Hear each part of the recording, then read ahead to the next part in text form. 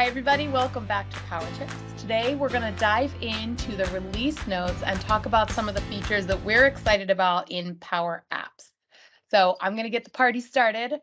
We're going to talk about the functionality that's rolling out in March for public preview and April in general availability. And that's when you add a table column, it's going to automatically add that column to forms and views.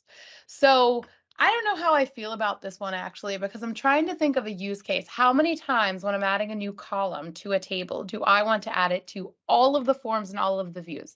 I'm not sure, but I like the idea that it's there. So this will be a new button that appears when you're adding a new column. Do you want to add this to your forms and views? And you can click yes, you can click no. So when it's general availability, this is going to be automatically enabled. So I thought it was interesting enough to bring up to talk. What do you think, Kylie? Do you think this is something you would use often? I'm interested. I want to see it. I think it could be really helpful at the beginning of an implementation because often you're creating maybe like a status field or an alternate name field that you're going to want everywhere, or on like configuration tables that are only used by admins where you put all the fields in all the views. So I think it'll be helpful for the views. Um, I was looking at the documentation after you pointed this out earlier, and I think it said you could select the views and forms, which I'm just not sure how it's going to work. Yeah. So I'm excited to try it out, but I agree I have some concerns about how useful it'll be. But maybe it'll be useful for people like us, but maybe not useful for like regular admins who are kind of on projects that have been going for a while, right? Right. Yeah. So we will revisit this in March when we can actually see what it looks like and weigh in Agreed. again. Yeah. So the next feature is around collaboration. No surprise here, we're seeing this in all of the release notes. There's enhanced collaboration in Power Apps, just like everywhere else on the Power Platform and in Dynamics. So this is the ability to see who's viewing the same record at the same time as you. So you can see in the screenshot, we've got our little bubbles with who's on that record. So that's pretty neat that you can see that in real time. And this will be enabled by default on all tables. So I like this one. I think this is a really cool enhancement, and 2 thumbs up from me. Agreed. Okay, we also have some enhancements for testing. So there's a new tool called Test Engine. Based on the notes, I think it's been out for a while. I haven't played with it yet, but now it will be available for custom pages, Canvas apps, and model-driven apps so that you can run tests on them, and you can use this test engine tool to write and execute those tests. Also, you can put these into your automation. So you could use them with the CLI, Azure DevOps, or GitHub Actions. So that means this can be all part of your ALM strategy, right? You can have your app be pushed to your QA environment. You can automate kicking off those tests. And then if there's any failures, you'll know that you have things that you need to deal with. So I need a lot more information on here, but I think it's really interesting. Have you, Heidi, done any of this automated testing or automated testing on any of your apps yet? I haven't, but I'm also really intrigued by it. I mean, anytime you can automate testing is a win, right? It's really hard to Agreed. get good UAT, and this might be a nice way to circumvent relying on your users to actually do the testing and have it run on its own. Yeah. Users aren't reliable. What are you talking about? Went too fast. Yeah, right. Also, PowerFX formulas. So we had another episode back in the fall all about PowerFX.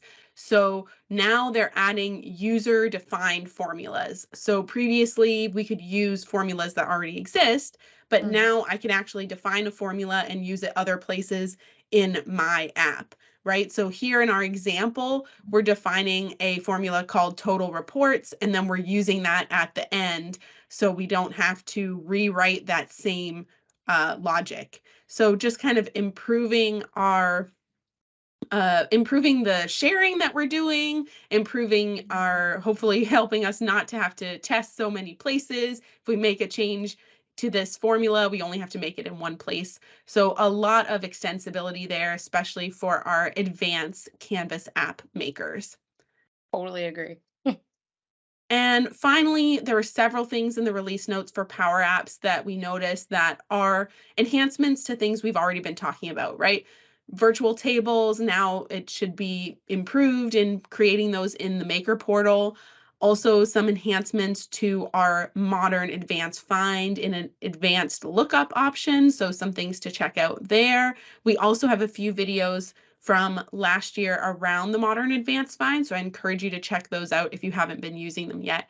And there's a refreshed look and feel coming for model-driven apps. So that's just in preview right now, but some existing items or some enhancements to the existing items for you to look forward to. Heidi, what else did we miss? I think those were all of the highlights. I did want to revisit just your thoughts real quickly, Kylie. I know we were a little harsh the first time that we talked about Modern Advanced Find, both of us.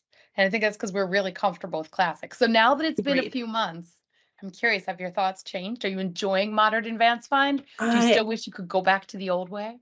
I go back and forth. I think it's so much better for regular users, right?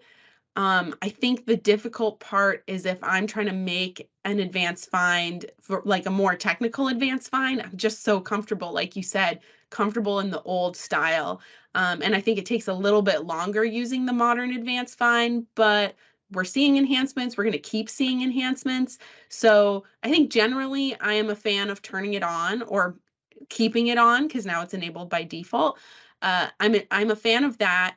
And I'm definitely a fan of how much easier it is to add columns and just do general filtering and save my views without popping anything out. I'm a fan of that, but I still find myself going back to the classic every once in a while. What about you?